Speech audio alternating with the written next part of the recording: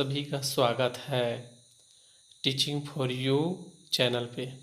इस वीडियो में हम देखेंगे छत्तीसगढ़ माध्यमिक शिक्षा मंडल रायपुर शैक्षणिक सत्र 2021-22 माह अगस्त का असाइनमेंट। सभी विषय के असाइनमेंट आपको इस चैनल के माध्यम से मिल जाएगा।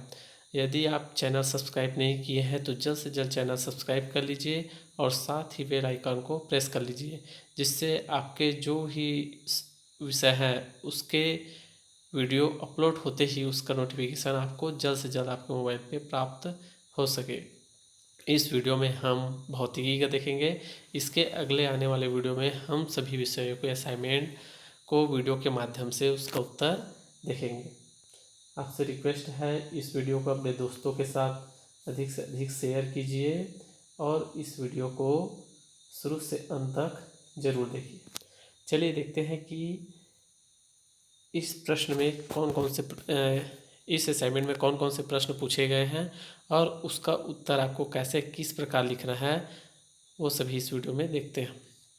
देखिए प्रश्न इस प्रकार है। प्रश्न पहला, सी धारिता वाले संधारित्र को V विभव तक आवेशित किया गया है।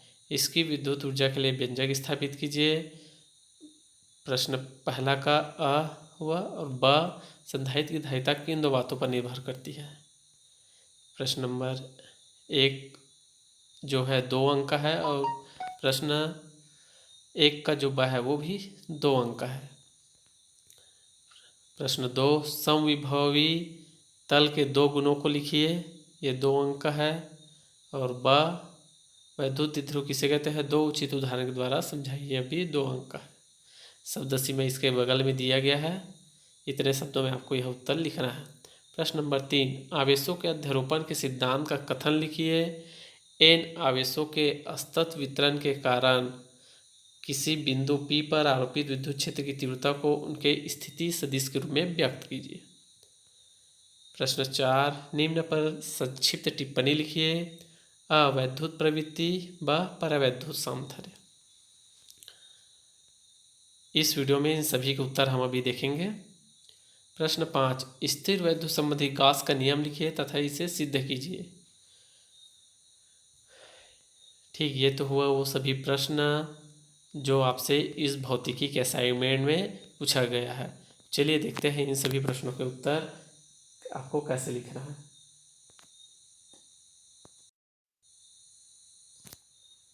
यह है आपके प्रश्न क्रमांक 1 के उत्तर। संधारित्र में संचित ऊर्जा के लिए आपको सी धारिता के V तक आवेशित चालक के लिए संधारित्र में संचित विद्युत ऊर्जा का व्यंजक आपको ज्ञात करना है। उसका उत्तर यह है। इसको आप अच्छे से देख लीजिए और जैसा यहाँ पे लिखा गया है वैसे आप अपने उत्तर पुस्तिका पे उसको वैसे ही सेम टू सेम लिख लीजिए। कहाँ से लिखना है आपको,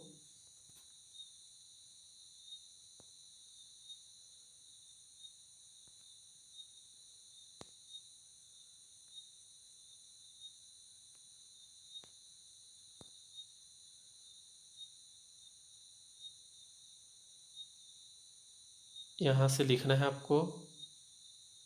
ठीक, ये सभी पॉइंट को लिखना है, इसको लिखना है और फिर ये सभी जो व्यंजक दिख रहा है ये सभी को आपको अच्छे से आपके उत्तर पुस्तिका में लिखकर इसको जमा करना है। ठीक, लास्ट पे जो ये व्यंजक आ रहा है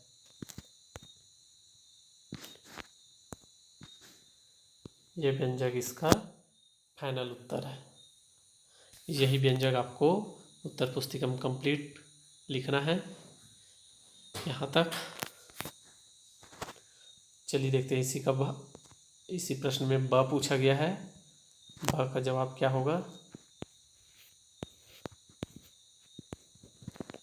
प्रश्न में पूछा गया है संधारित्र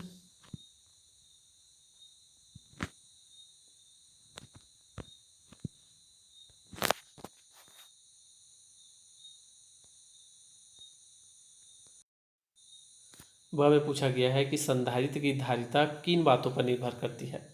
यहाँ पे देखिए किसी समांतर प्लेट संधारित्र की धारिता, उसकी प्रत्येक प्लेट के क्षेत्रफल, उनके बीच की दूरी तथा प्लेटों के बीच के माध्यम के निरपेक्ष विद्युतशीलता पर निर्भर करती है।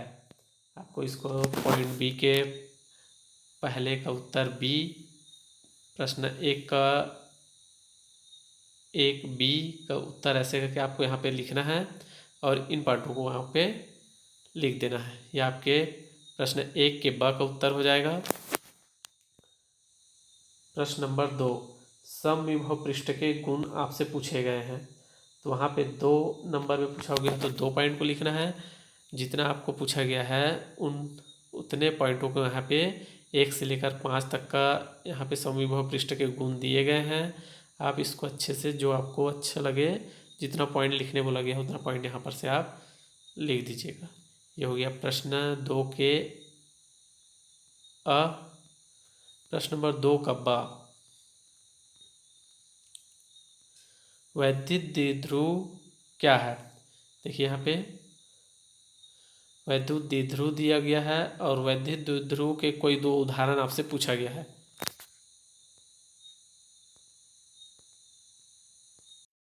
देखिए यहाँ पे प्रश्न नंबर 2 पे वैद्युत द्विध्रुव किसे कहते हैं, 2 उचित उदाहरण के द्वारा समझाइए। तो इसका उत्तर हो जाएगा, देखिए वैद्युत द्विध्रुव का उत्तर यह है, अल्प दूरी पर स्थित 2 समान परिमाण के विजातीय आवेश के निकाय को वैद्युत द्विध्रुव कहते हैं। इसके नीचे जो चित्र दिया गया है उसको बना लीजिएगा। ठीक, फिर इसी प्रश्न में आपको वैद्युत द्विध्रुव के कोई 2 उदाहरण दीजिए बोल रहा है।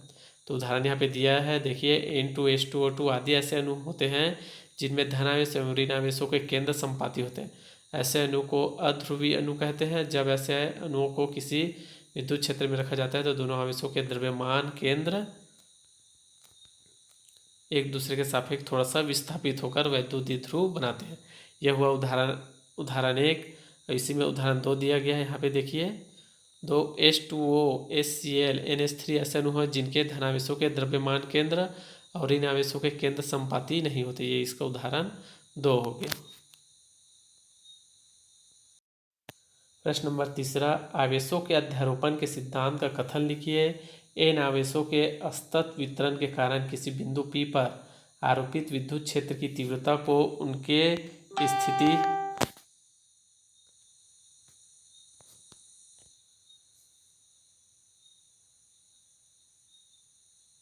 स्थिति सदिश के रूप में व्यक्त कीजिए। ये हो जाएगा प्रश्न 3। इसका उत्तर है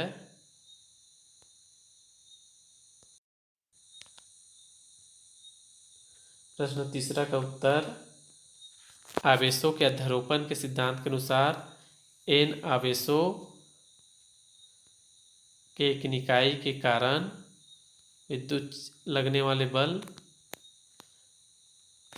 का व्यंजक का सूत्र ये हो जाएगा। आपको यहाँ से प्रश्न को एक बार और देख लीजिए। आवेशों के अध्यारोपण का सिद्धांत का कथन लिखिए। इन आवेशों के असतत वितरण के कारण किसी बिंदु P पर आरोपित विद्युत क्षेत्र की तीव्रता को उसकी स्थिति सदिश के रूप में व्यक्त कीजिए। ठीक है, ये है आपको आवेशों के मध्य लगने वाले बल के अध्यारोपण का सिद्धांत को यहाँ पर से लिखना है। यहाँ से ये जो काले अक्षरों में दिख रहा है, अध्यारोपण के सिद्धांत के अनुसार कई बिंदु आवेशों द्वारा एक अकेले बिंदु आवेश पर आरोपित कुल बल, यहाँ तक लिखना है काले अक्षरों को। फिर यहाँ पे जैसा ये दिख रहा है कथन जो सूत्र बना हुआ है, इन सभी को लिखना है।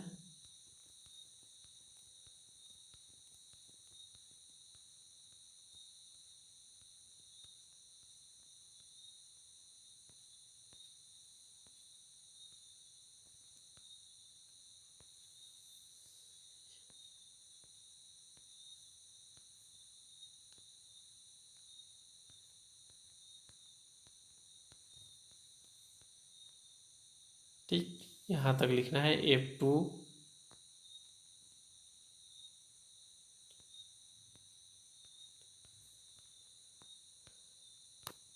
यहाँ तक लिखना है F2 तक। ठीक।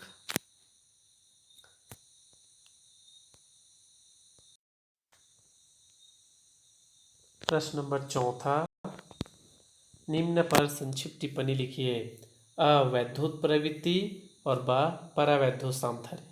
इन दोनों के उत्तर देखिए। अ का उत्तर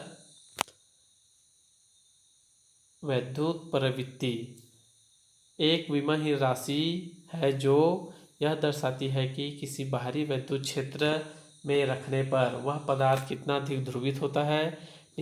ठीक है, यहाँ तक लिखना है, कितना अधिक ध्रुवित होता है उसे वैद्युत प्रवृत्ति कहते हैं। और निर्वात की वैद्युत प्रवृत्ति शून्य होती है। ब परावैद्युत सामर्थ्य क्या है?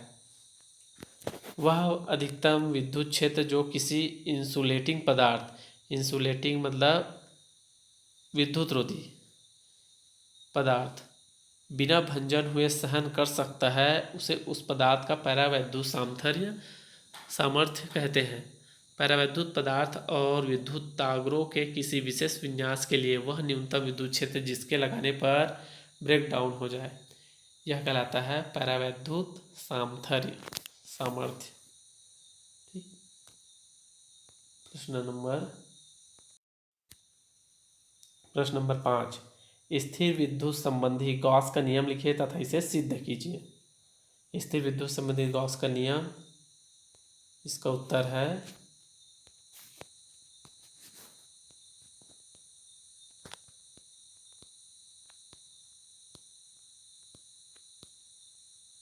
गॉस का नियम, ये जो काले अक्षरों में दिख रहा है उसको लिखिएगा। किसी बंद पृष्ठ, गॉस के प्रमेय के अनुसार किसी बंद पृष्ठ से गुजरने वाला संपूर्ण विद्युत फ्लक्स उस बंद पृष्ठ के अंदर निर्वात में उपस्थित कुल आवेश का 1/ε0 गुना होता है।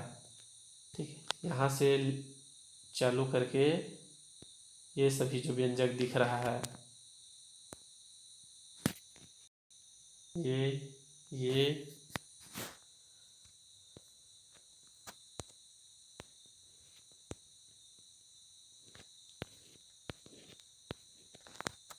यह सभी जितना भी ये सामने दिख रहा है व्यंजक, यहाँ से ये सभी को लिखते हुए आपको यह व्यंजक यहाँ तक लिखना है।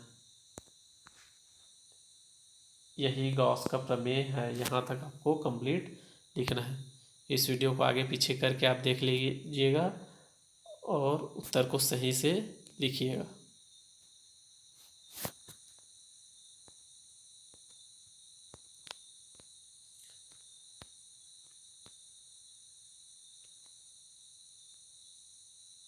जो व्यंजक में बोला गया है फाई ई बराबर Q/ε0, तो उसी को आपको सिद्ध करके लाना है। जो यहाँ पे दिख रहा है यही गॉस का प्रमेय, यहाँ तक यहीं तक आपको लिखना है। चलिए, इस वीडियो में ये तो हो गया भौतिकी के असाइनमेंट का सभी उत्तर। अब इसके अगले वीडियो में हम रसायन का देखेंगे, जीव विज्ञान का देखेंगे, हिंदी का देखेंगे, इंग्लिश का देखेंगे। आपसे रिक्वेस्ट है यह वीडियो अपने दोस्तों का साथ शेयर कीजिए और जल्द से जल्द इस चैनल को सब्सक्राइब कीजिए, साथ ही बेल आइकन को प्रेस कर लीजिए, जिससे आपके आगामी असाइनमेंट से संबंधित जो भी वीडियो अपलोड किया जाता है वह जल्द से जल्द आपको आपके मोबाइल पे प्राप्त हो सके। चलिए, आप सभी का धन्यवाद।